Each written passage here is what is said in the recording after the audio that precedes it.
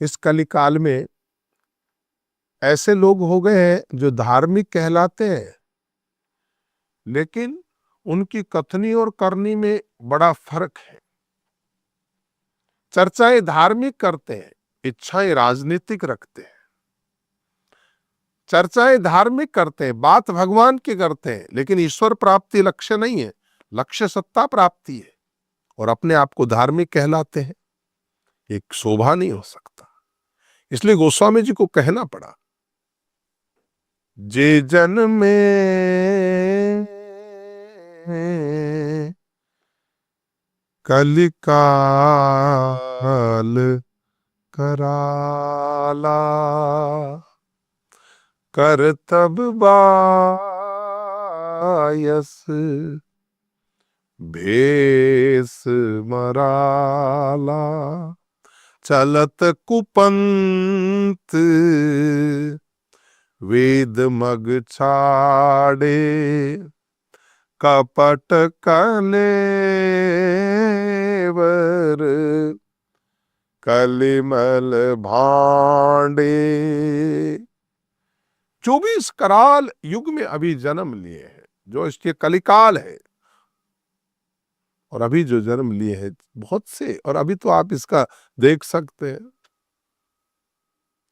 राजनीतिक लोग धार्मिक बने बैठे हैं, और धार्मिक लोगों को भी भगवत प्राप्ति लक्ष्य नहीं, राज सत्ता भोगने का सुख चाहिए।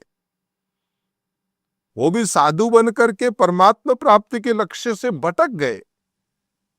ईश्वर प्राप्ति अब उनका लक्ष्य नहीं रहा, किसी राजा को लुभाना ये लक्ष्य हो गया, दुकान चलाने लग गए। हमारी तो राम कथा का हम कोई शुल्क ही नहीं लेते, और लोग न मालूम सुनते हैं कितने लाखों रुपए, उनका प्रणाम है बाबा, लेकिन ये भगवान की कथा है, बैठ के देखो ना कितना आनंद आएगा। दुकानदारी यानी अर्थ प्राप्ति, राज प्राप्ति, लेकिन ईश्वर प्राप्ति नहीं। तो ऐसे लोगों के लिए गोस्वामी जी ने कहा, ग्रंथ तो ले लिया है, कविता ले ली है, ज्ञान धार्मिक प्राप्त किया है, लेकिन अर्जित कुछ और करना चाहते हैं, या तो राज सत्ता प्राप्त करना चाहते हैं या अर्थ कमाना चाहते हैं। तो ऐसे लोगों के लिए लिखा, जय जन में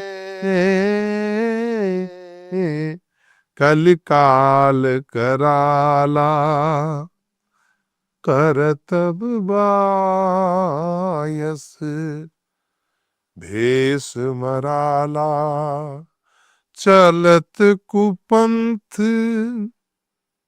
वेद मग छाड़े, कपट कलेवर कलिमल भांडे।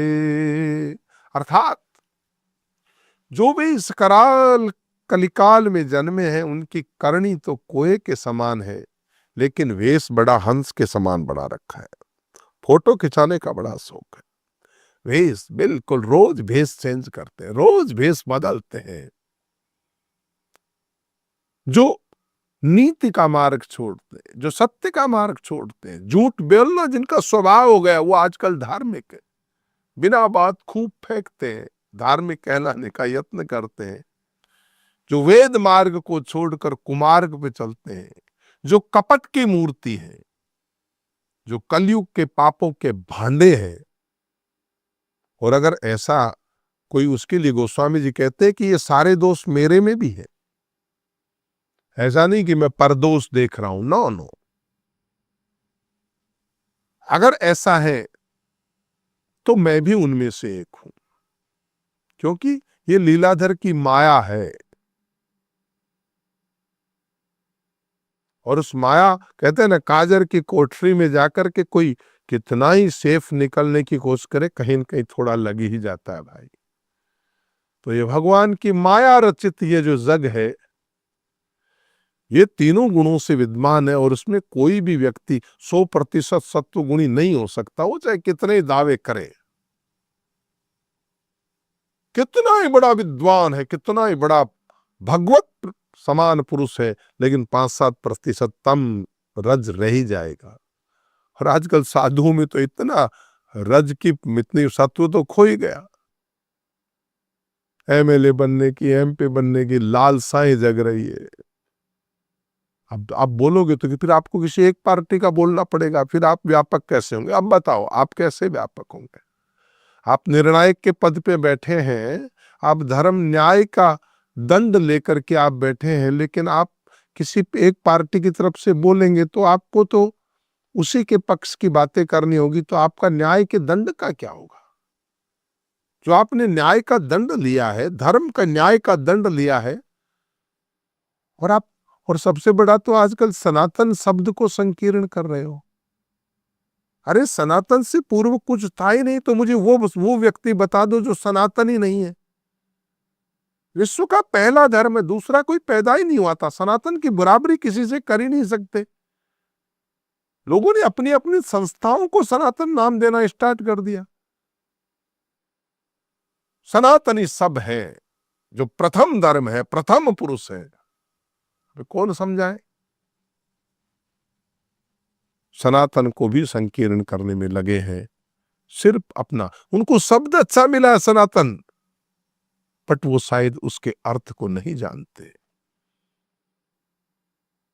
तो जो जन्मे कलिकाल कराला, करतब मायस भीस मराला, चलत कुपंथ वेद मग छाड़े, कपट कलेवर कलिमल भांडे, वंचक भगत कहाई राम के, किंकर कंचन कोह काम के।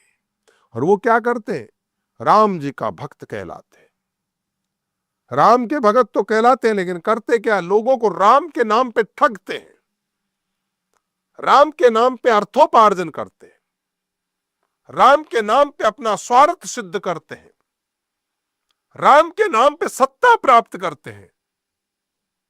इसलिए गोस्वामी जी पहले ही कह गए, वंचक भगत कहाई राम के, किंकर कंचन कोह काम के।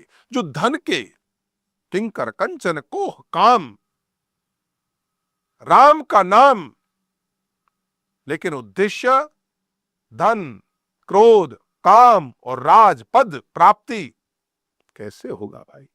कोई समन्वय ही नहीं है। लेकिन क्या कहोगे? किंकर कंचन को तीन मैं प्रथम रेख जगमोरी। और मैं दूसरों पे क्या आरोप लगाऊं? गोस्वामी जी कहते हैं उसमें मेरी सबसे पहले नंबर मेरा है, दूसरों पे आरोप नहीं लगा रहा हूं। तीन मैं प्रथम रेख जगमोरी, धींग धर्म ध्वज धंधक थोरी। धींगा धुंगी करने वाले, धर्म की झूठी ध्वजा फहराने वाले,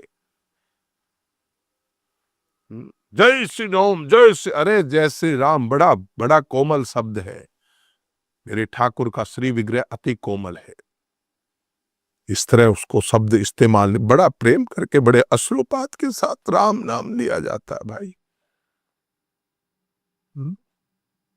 लेकिन कपट के धंधों का बोझ ढोने वाले हैं। सच पूछो तो उन लोगों में मेरी गिनती सबसे पहले। मैं क्या दूसरों पे आरोप लगाऊं और मैं क्या अपने अवगुण बताऊं?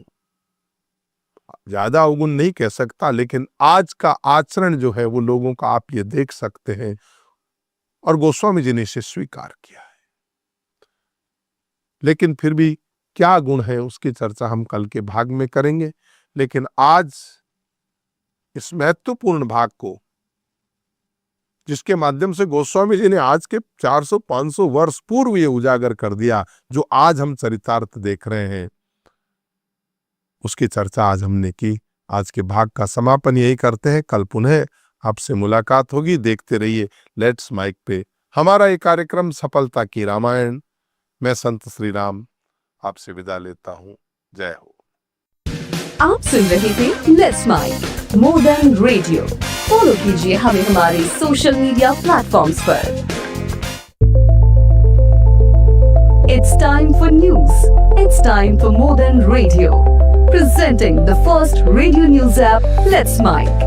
Let's Mic, a news-based app on your phone where you get to watch and listen news, talk shows, interviews, radio show podcasts.